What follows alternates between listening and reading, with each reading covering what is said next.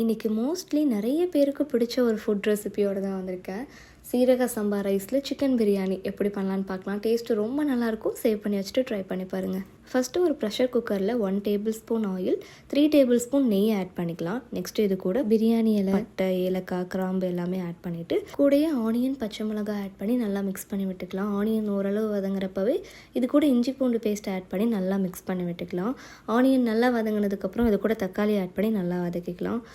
Next இது கூட புதினா ப்ளஸ் கொத்தமல்லி இது ரெண்டையுமே அரைச்சி ஆட் பண்ணிக்கலாம். அது நல்லா மிக்ஸ் பண்ணி விட்டுட்டு ஒன்ஸ் வெங்காயம், தக்காளி, புதினா எல்லாமே நல்லா வதங்கினதுக்கப்புறம் மசாலாஸ் ஆட் பண்ணிக்கலாம். மசாலாக்காக கரம் மசாலா, பிரியாணி மசாலா, சில்லி பவுடர், உப்பு எல்லாமே ஆட் பண்ணி நல்லா மிக்ஸ் பண்ணி விட்டுக்கலாம். மசாலாவோட பச்சை ஸ்மெல் போனதுக்கப்புறம் நம்ம கட் பண்ணி வாஷ் பண்ணி வச்சுருக்க சிக்கன் ஆட் பண்ணி கூடவே கொஞ்சமாக தயிரும் ஆட் பண்ணி நல்லா ஈவனாக மிக்ஸ் பண்ணி விட்டுக்கலாம்.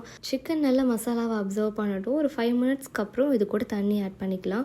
நான் இன்றைக்கி சீரக சம்பா ரைஸ் எடுத்தனால 1 டம்ளர் ரைஸ்க்கு 1.5 டம்ளர் வாட்டர் ஆட் பண்ணி ஒரு 3 to 5 மினிட்ஸ்க்கு அப்புறம் நம்ம வாஷ் பண்ணி வச்சுருக்க ரைஸையும் ஆட் பண்ணிக்கலாம். நெக்ஸ்ட்டு இது கூட புளிப்புக்காக கொஞ்சமாக லெமன் ஆட் பண்ணி ஒரு விசில் விட்டு எடுத்தால் ஒரு டேஸ்டியான சீரக சம்பா சிக்கன் பிரியாணி ரெடி. மறக்காமல் சேவ் பண்ணி வச்சுட்டு ட்ரை பண்ணி பாருங்கள். டேஸ்ட் ரொம்ப அல்டிமேட்டாக இருக்கும்.